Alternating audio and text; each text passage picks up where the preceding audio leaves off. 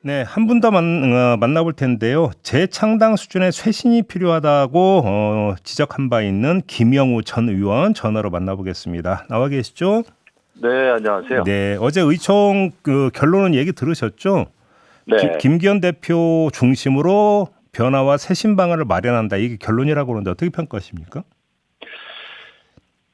저는 좀 아쉬움은 있습니다. 예. 이번 강서구청장 선거는 저는 민심이 반영된 진짜 뉴스라고 생각을 하는데 굉장히 사실 심각하거든요. 네. 이 상태로는 내년 총선, 특히 수도권 선거 정말 해보나 마나다 이런 생각이 드는데요. 제대로 된 처방이 나오려면은 저는 제대로 된 진단이 우선이다. 네. 지금 사실 어제 결론은 이제 당내 갈등, 분열 이거를 우려하고 단결과 단합을 강조했더라고요. 그거는 너무나 맞는 얘기지만은 지금 문제가 되는 것은 당내 갈등이나 분열이 아니라 민심과의 괴리입니다. 상식과의 단절이죠.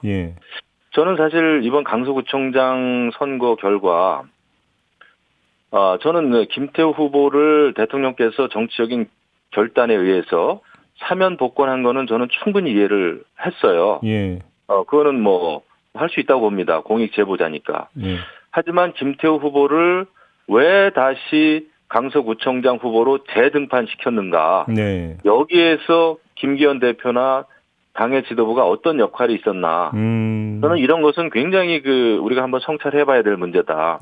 내년 총선도 당이 여러 가지 공천이나 이런 거에 있어서 자율성과 자기 주도력이 없다면은 저는 그것은 대통령께 직접적인 공격의 화살이 돌아갈 수밖에 없다 생각을 합니다. 근데 의원님께서 그렇게 말씀하시기는 김기현 대표 입장에서는 아니 경선에서 이겼으니까 공천할 수밖에 없는 거 아니에요? 이렇게 주장하지 않겠습니까? 그게 일반적인 국민이나 상식하고는 괴리가 있는 결정이죠. 김태우 후보가 설사 내가 다시 하고 싶다라고 했어도 누가 보더라도 이거는 그럼 용산발 공천이네, 용산발 후보네 이런 시그널을 주기에 충분하지 않습니까? 그런 거를 걸러내는 게 당의 역할이고 당 지도부의 역할이죠. 경선 전 단계에서 뜯어 말렸어야 된다 이런 말씀이시네요. 저는 그게 그렇게 했어야 된다고 봐요. 저는 사실 방송에서도 김태우 후보 사면 복권 우리가 충분히 이해할 수 있다. 하지만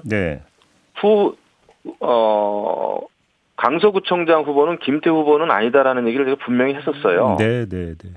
그랬는데 이거를 오히려 김태우 후보가 재등판하면서 결국 이재명 대 윤석열 대통령의 대결 프레임으로 간 거죠. 알겠습니다. 근데 공천 문제 말고 지금 민심이 이반된 주된 원인은 어디에 있다고 보세요? 공천 문제 말고. 그러니까 이제 지금 이제 우리가 민생, 경제 어제 의총에서도 얘기를 했다고 합니다만은 그거 맞아요. 그리고 지금 윤석열 정부가 민생 이런 거를 신경을 많이 쓰고 있는 것도 맞습니다. 그런데 중요한 것은 전체적으로 어떤 이미지를 가지고 있느냐. 지금 정부에 대해서 말이죠. 근데 이제 여러 가지 중도층, 무당층, 청년층, 특히 수도권에서 이런 민심이 떠나간 데 대해서는 민생 경제가 그렇게 중요한데 예를 들면 홍범도 논쟁이 일어난다든지 말이죠.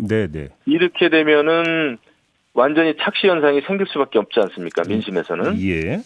그런 거를 당이 제대로 이제 주도적으로 방향을 못 잡았다 이렇게 생각을 하는 거죠. 근데 의원님의 그런 지적에 따르면 결국은 윤석열 대통령의 마인드도 문제고 더 나아가면 윤석열 대통령을 보좌하는 참모진에도 문제가 있었다는 진단으로 연결이 되는 거 아닙니까?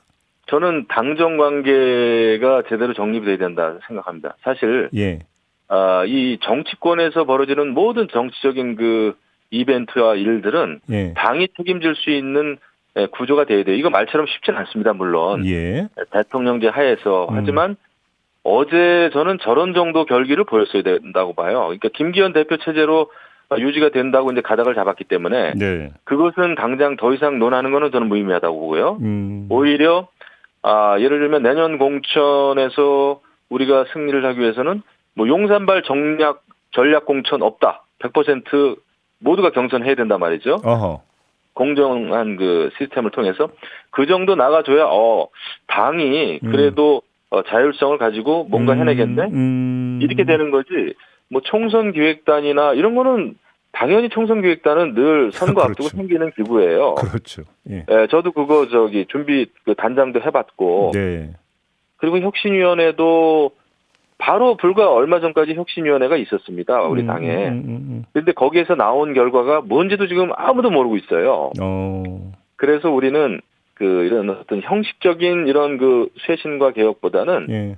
국민이 체감할 수 없는 변화와 혁신은 말짱 도루묵이잖아요. 네. 근데 이번에 개혁에 있어서도 당의 개혁을 두고도 용산의 가이드라인에 기대려고 하는 그런 자세가 보이는 것 같아요. 예. 뭐 차분하게 변화해야 된다라고 대통령께서 말씀하셨는데 그거는 지극히 당연한 얘기입니다. 행정부의 또 수반으로서. 네. 하지만 차분의 방점이 찍혔단 말이죠. 이렇게 해석을 하고 그렇죠. 이제 단결 이것만 이제 강조하다 보면은 쇄신이나 개혁이 되기가 좀 어렵겠다. 알겠습니다. 이런 생각이 드는 거죠. 지금 속보 들어오고 있는데 이제 8시부터 최고위원 회의가 시작이 됐는데 이 자리에서 김기현 대표가 당 혁신기구를 출범시키겠다고 발언했다는데 이것도 별 의미 없다. 조금 전에 그 말씀이신 거죠? 뭐 의미가 전혀 없다라는 게 아니고 네. 그거는 이제 혁신위가 불과 며칠 전까지 있었어요. 예. 최재형 혁신위가 있었잖아요. 아, 맞아요.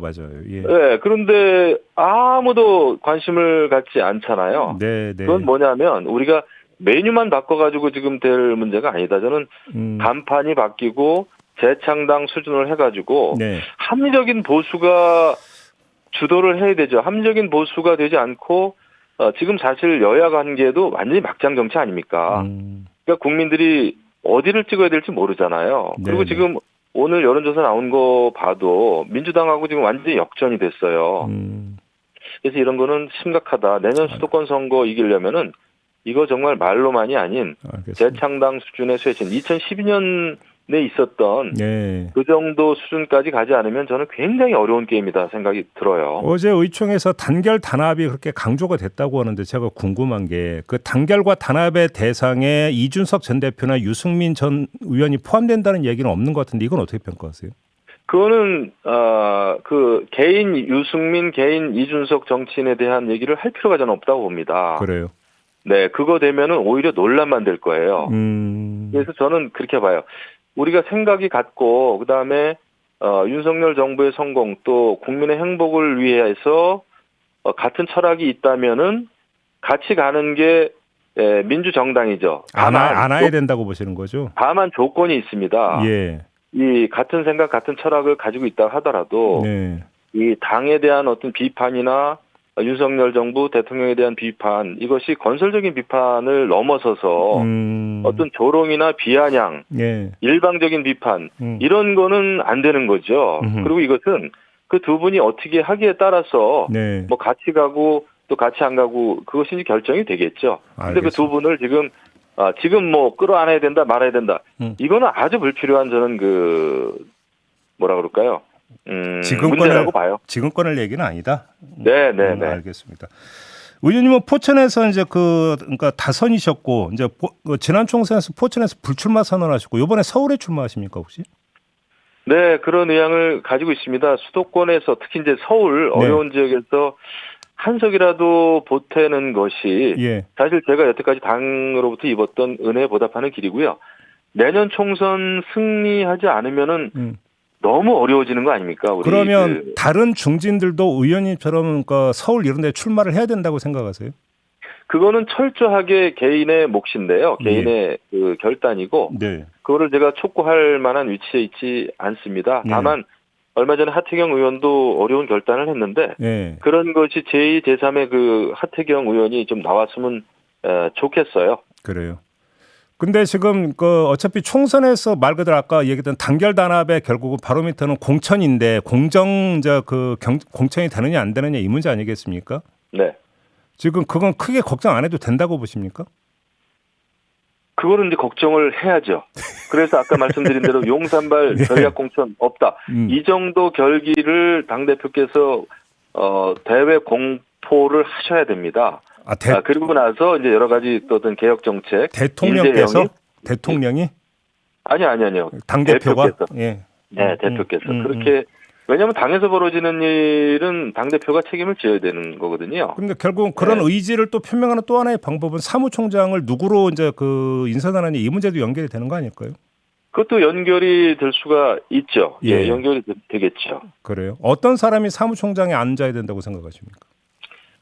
일단 사무총장이 단순한 공천뿐만 아니라 우리 당의 또 실무자로서는 큰 이미지가 있지 않습니까? 그렇죠. 그러면은 저는 그 소위 그 합리적인 보수나 꼭 보수가 아니라도 무당층, 중도층까지 끌어안을 정도의 그 당내 개혁을 이루면서 거의 정계 개편에 맞먹는 그런 그 공천을 준비해야 된다. 이렇게 생각하는 거죠. 그래요. 그럼 의원님 말씀을 지금까지 종합하면 아주 특별한 경우가 아니고서는 상향식 경선을 통해서 후보를 그러니까 결정해야 된다 이런 말씀으로 이해를 해도 되는 걸까요? 저는 그 그게 일반적으로 지켜야 되는 원칙이라고 봅니다. 그리고 이길 수 있는 후보를 내야 되는 거죠. 아주 취약 지역 아니면은 저희 같은 경우에는 그 상향식 공천이 맞는 거죠. 알겠습니다. 자, 오늘 말씀 여기까지 들을게요. 고맙습니다, 의원님. 네, 감사합니다. 지금까지 김영우 전 국민의힘 의원이었습니다.